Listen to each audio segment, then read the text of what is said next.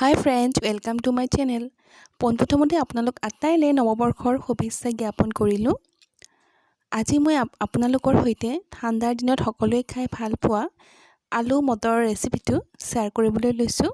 ভিডিঅ'টো শেষলৈকে চাব আৰু মোৰ ভিডিঅ'টোত লাইক কমেন্ট কৰি দিব আৰু লগতে মোৰ চেনেলটো সাবস্ক্ৰাইব কৰি দিব। বলক তেন্তে ৰেচিপিটোলৈকে আগবাঢ়ো। এয়া মই থাল এখনত মটৰ, আলু আৰু ক্যাপসিকাম পিয়াজ কাটি লৈছোঁ আৰু আনফালে প্লেট এখনত মই আদা নহৰু আৰু গোটা জিৰা গোটা ধনিয়া আৰু জলকীয়া পিয়াজ আৰু বিলাহী এটা মই দুফাল কৰি লৈছোঁ। এইখিনি মই একেলগে পেষ্ট কৰি লম মিক্সিং গ্ৰাইণ্ডাৰত।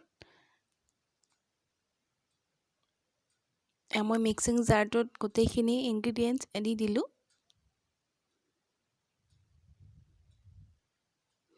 এয়া মই লং আৰু ইলাইচিও দুটামান দি দিলোঁ। এটা মই পেষ্ট কৰিলোঁ গোটেইখিনি।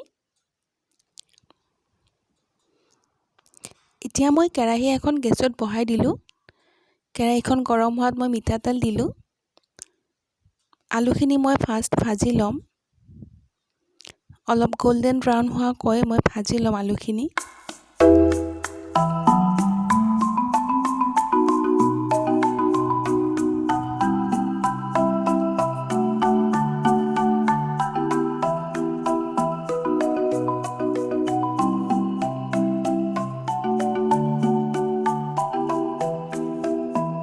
অলপ হালধি গুড়ি দিলোঁ,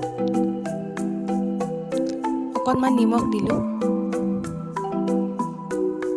এতিয়া ভালদৰে মিক্স কৰি ল'ম।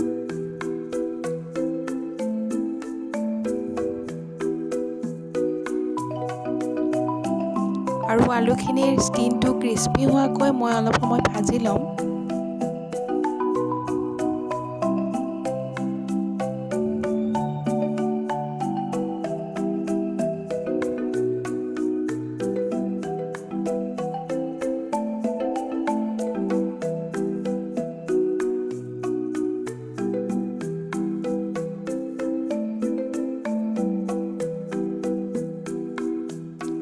আৰু এতিয়া আলুখিনি ভজা হৈ গ'ল, মই বেলেগ এখন থালত উলিয়াই ল'ম।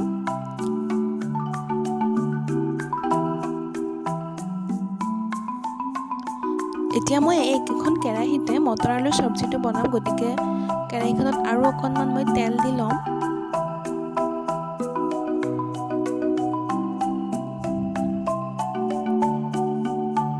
তেলখিনি গৰম হৈ আছে।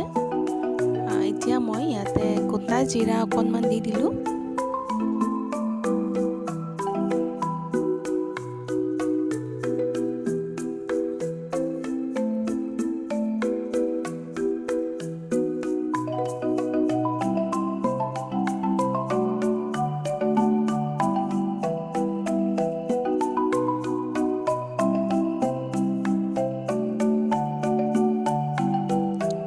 এতিয়া মই পিয়াজখিনিও ইয়াতে এড কৰি দিলোঁ।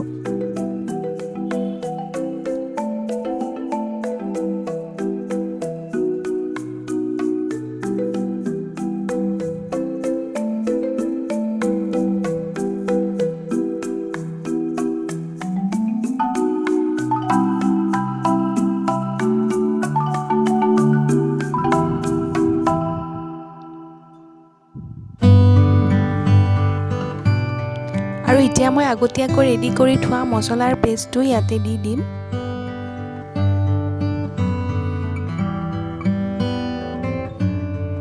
ভালদৰে লৰাই লৰাই ভাজি থাকিম।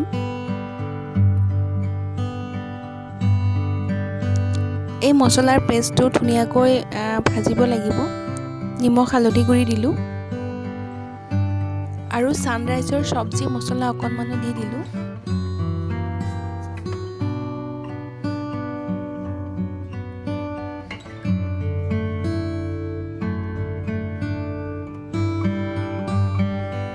অকণমান পানী দি ল'লোঁ।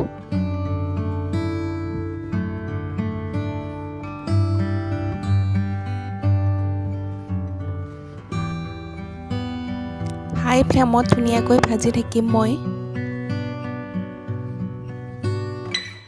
কণ্টিনিউৱাছ লৰাই থাকিব লাগিব যাতে জ্বলি নাযায়। গতিকে আমি কণ্টিনিউৱাছ লৰাই থাকিব লাগিব মই সেই পানীখিনি শুকাই যোৱাৰ পিছত আকৌ অকণমান পানী দিলোঁ মছলাটো ভালদৰে কুক হ'ব লাগিব তেতিয়াহে এই সবজিখনৰ টেষ্টটো বাঢ়িব গতিকে মই আৰু অকণমান পানী দিলোঁ আৰু লগতে আধা চামুচ চেনিও মই এড কৰি দিলোঁ সোৱাদটো বাঢ়িবৰ বাবে ভালদৰে লৰাই থাকিম মই এতিয়া এই পানীখিনিও শুকাই গৈছে লাহে লাহে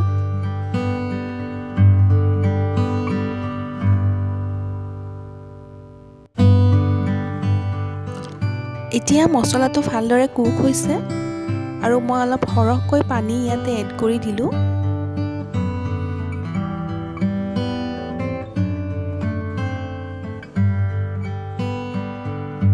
আৰু আলুখিনি ইয়াতে এড কৰি দিম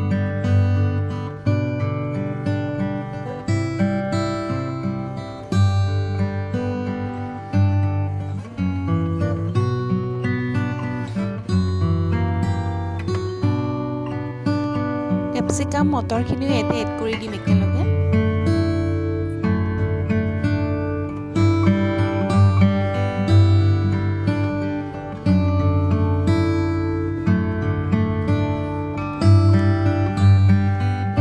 ভালদৰে লৰাই দিম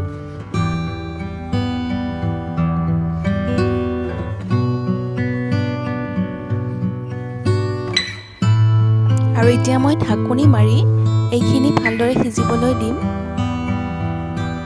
কমেও 15 মিনিটমান সময় সিজাৰ পিছত মই ঢাকনিখন গুচালোঁ আৰু এয়া দেখিছে মই আলু ভাঙি দিছোঁ আলু ধুনীয়াকৈ সিজিছে আৰু এতিয়া এইখিনি মই ভালদৰে ড্ৰাই নোহোৱালৈকে এনেদৰে ভাজি থাকিম হাই ফ্লেমত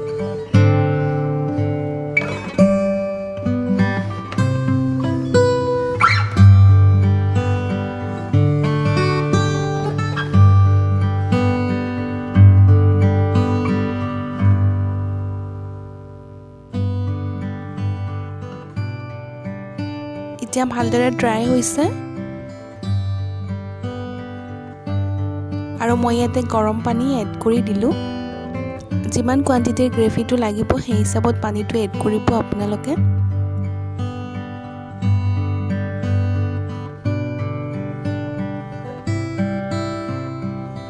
এতিয়া ভালদৰে উতলিবলৈ দিম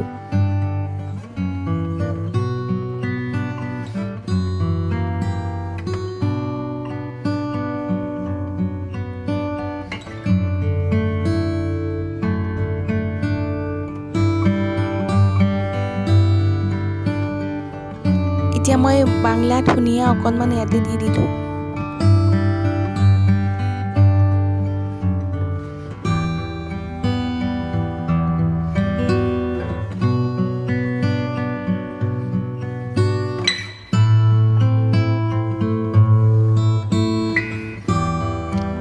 আৰু এতিয়া প্ৰায় ৰেডি হৈছে মোৰ আলু মটৰ টেষ্টি ৰেচিপিটো আৰু এতিয়া মই গেছৰ ফ্লেমটো অফ কৰি থ'ম আৰু এটা বাউলত মই সবজিটো উলিয়াই ল'ম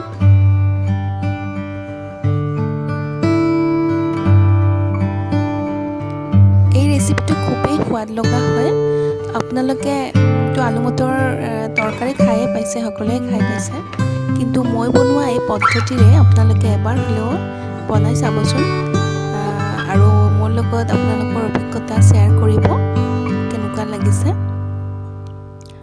গৰম গৰম ভাতৰে সৈতে বা ৰুটিৰে সৈতে আপোনালোকে ৰেচিপিটো এনজয় কৰিব পাৰে সবৰে লগতে ভাল লাগে ৰেচিপিটো এই সবজিখন খাবলৈ বহুত টেষ্টি হয় গতিকে মোৰ ৰেচিপিটো আপোনালোকে এবাৰ হ'লেও ঘৰত ট্ৰাই কৰিব আৰু মোৰ ভিডিঅ'টোত লাইক কমেণ্ট শ্বেয়াৰ কৰিব লগতে মোৰ চেনেলটো সাবস্ক্ৰাইব কৰি দিব যিসকলে প্ৰথমবাৰ মোৰ চেনেলটোত ভিজিট কৰিছে তেওঁলোকক কৈছোঁ মোৰ চেনেলটোত সাবস্ক্ৰাইব কৰি যাব লগতে মোৰ বেল আইকনটো টিপি দিব তেন্তে আজিলৈ এৰিলোঁ সকলোৱে ভালে থাকক কুশলে থাকক বাই বাই